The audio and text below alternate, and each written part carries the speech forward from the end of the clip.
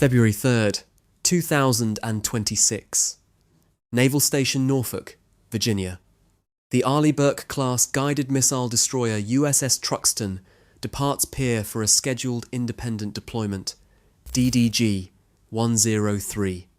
Approximately 300 sailors, 26 embarked personnel from Helicopter Maritime Strike Squadron 50, the Valkyries. The ship completed several months of training and maintenance preparing for this deployment. Pre-deployment certifications passed, systems checks completed, the crew is ready. The ship pulls away from the dock. Family members wave from the pier. Standard deployment departure. The Truxtun sails down the Elizabeth River toward the Atlantic. Then up the York River to Naval Weapons Station Yorktown to load ammunition and weapons. Standard procedure before heading to sea, except the Truxtun never makes it past Yorktown. February 5th, Wednesday night. Less than 48 hours after departure, the destroyer returns to Naval Station Norfolk, pierside. An emergent equipment repair. The deployment is delayed. The ship that just left for 7 months of operations is back at the dock after 1 day. Here's what makes this significant. The Truxtun returned from its last deployment in October 2025, just 3 months earlier. 7 months at sea conducting operations in the Red Sea, high-tempo combat operations with the Harry S. Truman Carrier Strike Group shooting down Houthi missiles and drones. Then 3 months of maintenance and training. And now, 1 day into the new deployment, something breaks. Something critical enough to force an immediate return to port. Something the Navy calls an emergent equipment repair. That's the language they use when a system failure makes the ship unable to continue its mission. This is the story of what happens when deployment tempo exceeds maintenance capacity. If you want to understand why the surface fleet is breaking, type overworked in the comments. Welcome to Navy Decoded. This is why USS Truxtun broke down 1 day into deployment. The Truxtun is an Arleigh Burke-class destroyer, Flight II variant, commissioned in 2009, 17 years of service. These ships are the backbone of American naval power. Multi-mission capability, air warfare, anti-submarine warfare, surface warfare, naval gunfire support. The Aegis combat system ties it all together.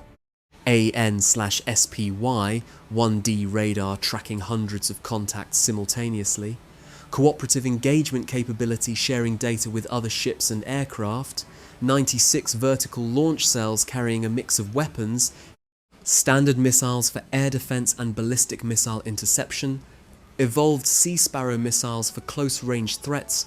Tomahawk cruise missiles for land attack, vertical launch ASROC for anti-submarine engagements, a 5-inch Mk-45 gun for naval gunfire support, Phalanx close-in weapon system for last-ditch defense, Marker 38 25mm guns, 2 MH-60R Seahawk helicopters for extended surveillance and anti-submarine operations. 9,200 tons displacement. Maximum speed exceeding 30 knots. Range 4,400 nautical miles at 20 knots. This is a capable warship designed for sustained operations anywhere in the world. Designed for it. But 17 years of operations takes a toll. Machinery wears out, systems degrade, components fail, and the Truxtun has been working hard. The ship returned in October 2025 from a 7-month deployment. Part of the USS Harry S. Truman Carrier Strike Group operating in the Red Sea and Mediterranean. The Truman Strike Group conducted Operation Prosperity Guardian. The mission protecting commercial shipping from Houthi attacks launched from Yemen. Iranian-backed militants firing anti-ship ballistic missiles and drones at tankers and cargo vessels transiting the Bab el-Mandeb Strait. The Truxtun was part of the defensive screen. Aegis destroyers positioned between the Houthis and the shipping lanes, radar operators tracking inbound threats, fire control systems calculating intercept solutions. Standard missiles launching from vertical launch cells, engaging ballistic missiles in the terminal phase of flight, hitting bullets with bullets. The ship conducted multiple intercepts under actual combat conditions. That's not training. That's real missiles fired in anger at real targets with real consequences if you miss 7 months of that. High-tempo operations, combat systems running continuously, radar arrays operating 24 hours a day, machinery spaces maintaining propulsion and electrical generation without interruption, the crew standing watch cycles, 4 hours on, 8 hours off. For 7 months, that kind of operational tempo wears down ships and people. The Truxtun returned to Norfolk in October. The Navy gives returning ships a post-deployment maintenance period. Time to fix everything that broke during deployment. Time to replace worn components. Time to conduct preventative maintenance on systems that are approaching failure. Time for the crew to take leave and recover. Standard post-deployment timeline is typically 4 to 6 months. Enough time for the ship to go through maintenance availability, contractors come aboard, technicians tear into machinery, they replace pumps, generators, electrical switchboards. Combat system components. They conduct hull inspections, propeller shaft alignments, they test every system. They fix everything that's broken and everything that's about to break. Except the Truxtun only got 3 months. October to February. That's barely enough time for the high priority repairs. That's not enough time for comprehensive overhaul.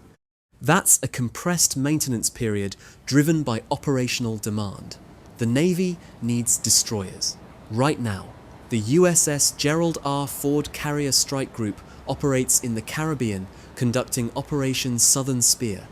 The USS Abraham Lincoln Carrier Strike Group operates in the Gulf of Oman, deterring Iran. Both operations require escort destroyers, surface combatants providing air defense, anti-submarine warfare, and strike capability. The Navy operates about 70 Arleigh Burke-class destroyers. At any given time, roughly 30% are deployed. Another 30% are in training workup for deployment, another 30% are in maintenance, and 10% are in extended overhaul. That leaves maybe 15 destroyers available for immediate tasking, not enough to meet global demand. So the Navy compresses maintenance periods. Ships that should get 6 months get 3.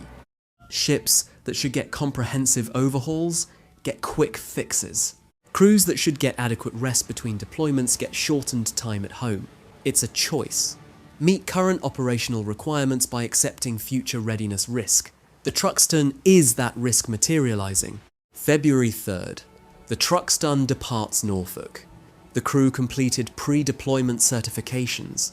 They passed inspections. They conducted sea trials after the maintenance period. Everything checked out on paper. The ship met minimum standards for deployment. But minimum standards are not the same as full readiness. Something was marginal. Some system was degraded but still functional. Some component was approaching failure but hadn't failed yet. And one day into the deployment, it broke. The Navy has not disclosed what specific system failed. An emergent equipment repair is deliberately vague language. It could be propulsion machinery, main reduction gears, a generator, something in the engineering plant that makes continued operations unsafe. It could be combat systems, Aegis radar components, fire control systems, vertical launch system problems, something that degrades the ship's ability to fight. It could be auxiliary systems, steering gear, rudder components, electrical distribution, pumps, valves, any of 1,000 critical components that keep a destroyer operational. Whatever it was serious enough that continuing the deployment was not an option. The decision to return to port after one day says the failure posed immediate risk. Risk to the ship's safety. Risk to the mission. Or risk that continued operations would cause cascading failures in other systems. So the Truxtun turned around, sailed back up the York River, returned to Naval Station Norfolk, tied up at the pier, and waited for repair Wednesday night through early Friday morning. Roughly 36 hours pierside, contractors and technicians working around the clock. Whatever broke got fixed fast, or at least fixed enough to get the ship back to sea. Because on Friday, February 7th, the Truxtun departed again, back underway. Deployment resumed, the equipment repair completed. Except, here's the problem. Fast fixes are not comprehensive fixes. When you have 36 hours to repair a system, you fix the immediate failure. You replace the broken component. You get the system operational again. You don't have time to investigate why it broke. You don't have time to check all the related systems for similar problems. You don't have time for root cause analysis. You fix it and go. Which means whatever underlying condition caused the failure probably still exists. The component that failed was a symptom. The real problem is systemic. It's maintenance debt accumulated over years of high-tempo operations. It's deferred preventative maintenance because there wasn't time or money.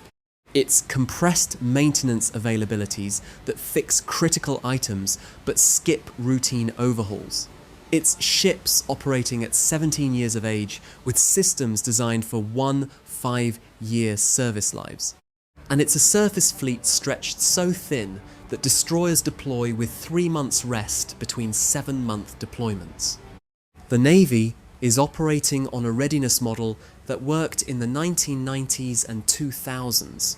Lower operational tempo, predictable deployment schedules, adequate time for maintenance, ships deploying once every 2 years with 6 to 9 month maintenance periods in between, crews rotating through deployment cycles with time to train and rest. That model broke around 2015. China became a peer competitor in the Pacific. Russia increased naval activity in the Atlantic and Arctic. Iran developed anti-access capabilities in the Persian Gulf.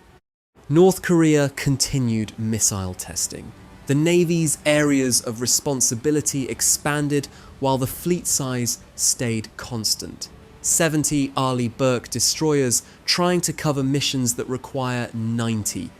The result is ships deploying more frequently, maintenance periods getting compressed, crews operating under continuous stress, systems failing because they're being worked beyond design limits. The Truxtun breakdown is not an isolated incident, it's a pattern. USS Fitzgerald and USS John S. McCain collided with merchant vessels in 2017.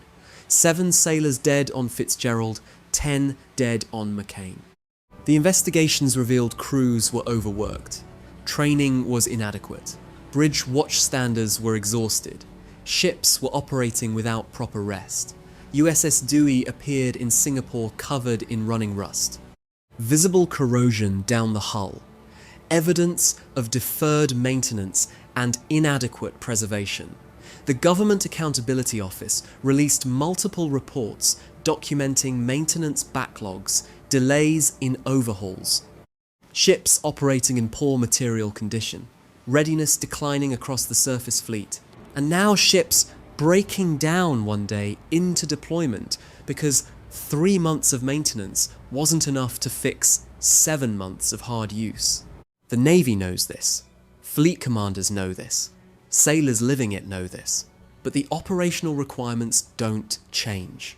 Iran still threatens the Strait of Hormuz.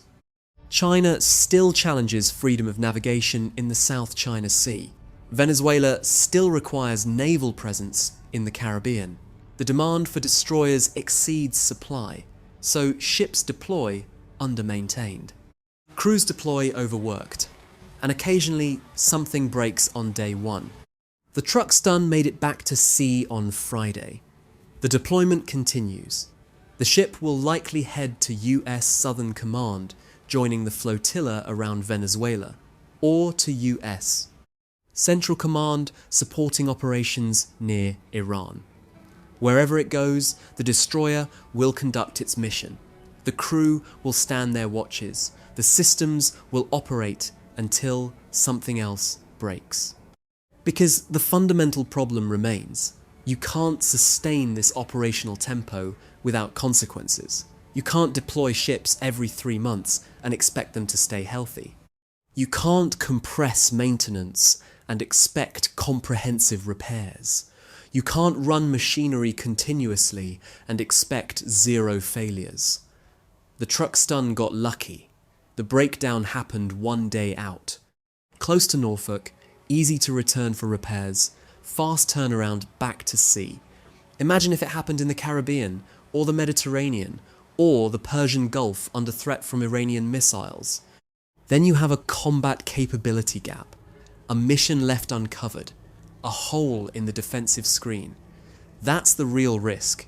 Not that ships break. Ships always break. The risk is that they break at the moment when you need them most. And when you're operating with no margin, with every destroyer tasked, with maintenance periods compressed, that moment is coming. It's not if, it's when. The USS Truxtun broke down 1 day into deployment because 17 years of hard use and 3 months of maintenance don't add up to full readiness. Because the Navy is asking more from ships and crews than the maintenance cycle can support, because operational demand exceeds fleet capacity, and because readiness is not binary. Ships don't go from fully ready to broken in 1 step. They degrade gradually. Systems wear out. Components approach failure. And sometimes, 1 day into deployment, something finally breaks. If this analysis showed you the cost of operating a fleet stretched beyond its capacity, you belong here on Navy Decoded. Hit subscribe for the next breakdown.